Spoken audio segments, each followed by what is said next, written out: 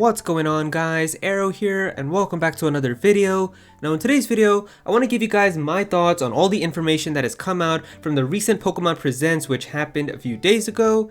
And I figured now would be a good time to talk about it because I was kind of waiting for everybody else to get their thoughts, because I figured, everybody would have so many videos out, you guys would probably look at those first. So now that you've probably got all of those, I figured now I can give you guys my thoughts on everything. And I gotta say, this is probably one of the best Pokemon presents or directs that we have had in a very long time. I was very happy with pretty much all the announcements that they showed.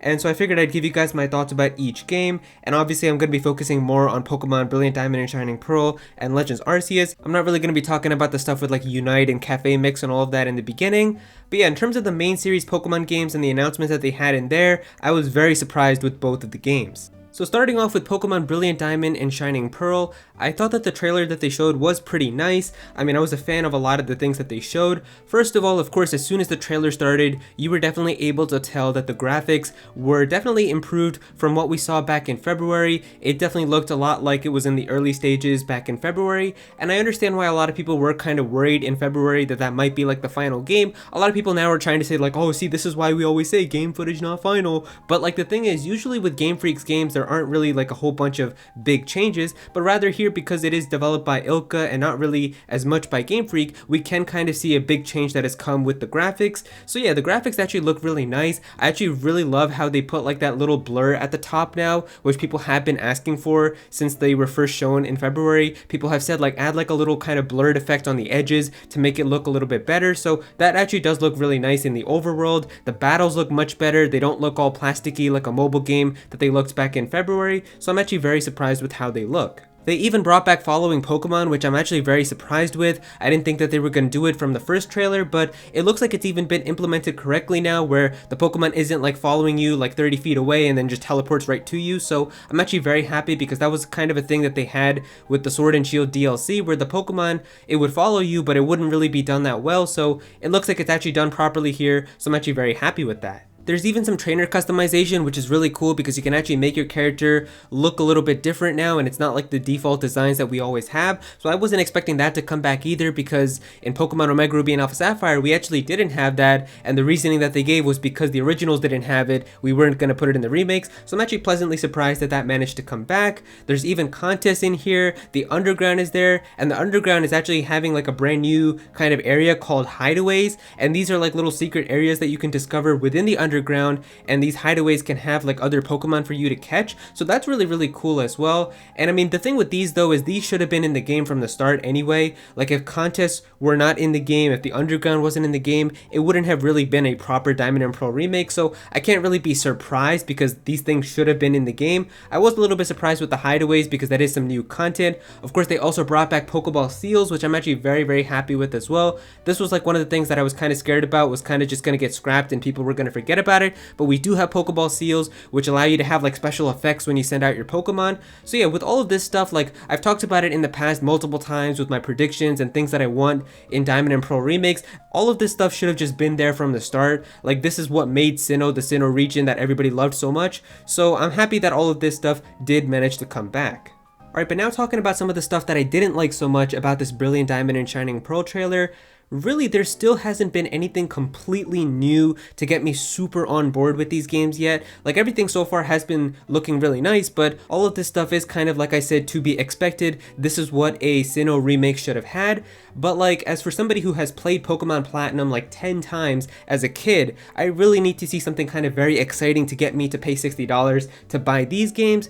And right now, Pokemon hideaways are not that thing that could make me be oh my god, I have to get this game right now. So that's definitely one of those things. And also with these games, we got to see a very high-res picture of the map, and looking on this map, we can sadly see that the Battle Frontier is not going to be in these games, and we're still going to have the original Battle Tower. Now, I know what a lot of people are going to say, these are remakes of Pokemon Diamond and Pearl, so obviously, because the original Diamond and Pearl had the Battle Tower, that's why they're going to put it in these games. I get what that is, but the thing is, if you already made the games better in 2009 with Pokemon Platinum, you might as well put them into a 2021 remake. It's it just makes no sense to go back to something that the 2006 games had, because you know that it's a little bit less effort and you don't have to do much to it. That's what's a little disappointing, because right now Pokemon Platinum is definitely better for me still, because it has a battle frontier and it still has the distortion world and just other cool things like that, because all the other stuff like the contests and the seals and stuff, that's all in Platinum too, and that should have been in this game from the start. Really the only thing that this game has over Platinum is following Pokemon, which I don't really care too much about,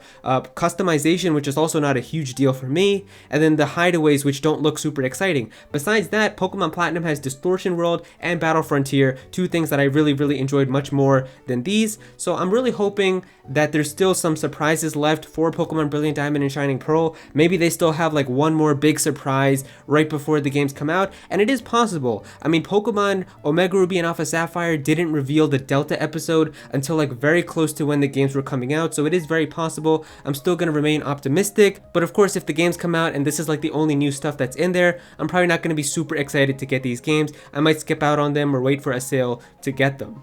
Alright, but moving into Pokemon Legends Arceus, guys, this trailer blew me out of the water. I am so excited for this game. Like, you guys have no idea how long I have wanted a console level Pokemon game to be something like this, and they're doing so many things correctly here. So much stuff is making me very excited for this game, and this is really like the console Pokemon game that I have always wanted for so long. When they did say back in 2017 at E3 that we're working on a console level Pokemon game, this is the type of Pokemon adventure that I had envisioned in my head. So then once it turned out to be something like this, that's when I was like, okay, this is not what I expected when they said Pokemon is coming to a home console. So I am so happy that they're finally starting to do some type of ambitious game like this, and this is why I'm really going to support Pokemon Legends Arceus a lot. This is really what I wanted Pokemon to become all along, and I understood that you couldn't do that before on like the DS and the Game Boy because the technology wasn't there, but it's definitely possible now on the Switch, and I'm just so excited with all of the stuff that they're doing. So the first thing is that this Pokemon game is truly an open world Pokemon game. You can freely go anywhere you want, and that makes me super excited. There's going to be so many cool places to just explore and discover new things, so I'm actually very happy with the direction that they're going for that. This game is also taking place in kind of a different region, but not really at the same time. It's called the Hisui region, and this is basically like what the Pokemon region was like before it became present day Sinnoh, and that concept is just so cool to me because they even have brand new Pokemon in here. We got to see like a brand new Stantler evolution called Weirdeer. We got to see Hisuian Pokemon forms of like Braviary and Growlithe, and that's just so insane to me because, to be honest with you guys, I wasn't really expecting like new Pokemon and new forms in this game anyway. It just didn't seem like that's what it was gonna do, but the fact that we actually have like a brand new region name, kind of, we have new Pokemon forms, we also have like just straight up brand new Pokemon, that's so exciting to me. That the fact that this is all happening in a game like this, it's kind of like a Generation 8.5, even though it's not really a whole new generation with new starters, and that's just super exciting to me. The gameplay that they also showed makes me super excited because this is the type of gameplay that I've wanted Pokemon to evolve into. You can just see wild Pokemon roaming around in the world, and you can throw your own Pokeball with like your Cyndaquil inside of it right at the Pokemon and start battling it right there in the world itself, and that's super cool to me. The fact that you could be on like a sloped area like this with the Gastrodon and still battle it right there in the world. You don't have to go to a specific battle screen. That's just super sick. Also, just traversing through this big world looks so much fun too. Surfing on the waters with this new Basculan evolution called Basculegion, flying on a Hisui and Braviary through the skies, riding on top of Weirdeer throughout the grass. Like, there's just so much fun that you can do with all the gameplay mechanics in this game. And after 25 years, we actually have a redefined, modified combat system in Pokemon. You can actually do Pokemon attacks in two styles, with the strong style as well as the agile style, and that could allow Pokemon to go multiple times in a row. So something like that is actually so strategic because it's kind of like Final Fantasy with what they do as well with the ATB. So there's actually so much strategy involved for how you can pick attacks and which attacks to do in which styles in order for you to go again. So I'm actually really looking forward to seeing how that's all going to work.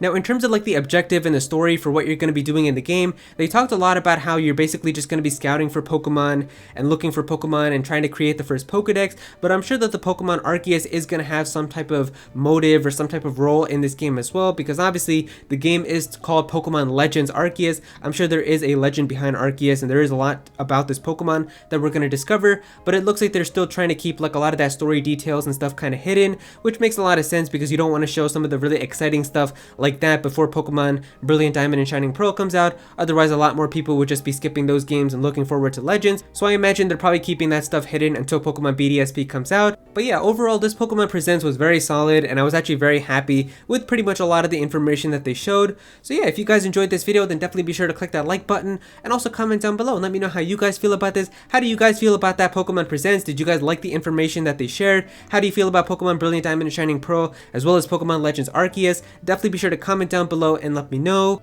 If you're new to this channel, then please be sure to subscribe. I'm definitely going to have some more Pokemon content in the future, so definitely be sure to subscribe so you don't miss out on that. Click on that bell to become a part of the notification squad. Go follow me on Twitter at Aero so you can be featured in videos, and also join my Discord server as well. We've got a bunch of people in there who are always talking about Pokemon and Smash Bros, so definitely be sure to join that. And yeah, that's pretty much it. Thank you so much for watching.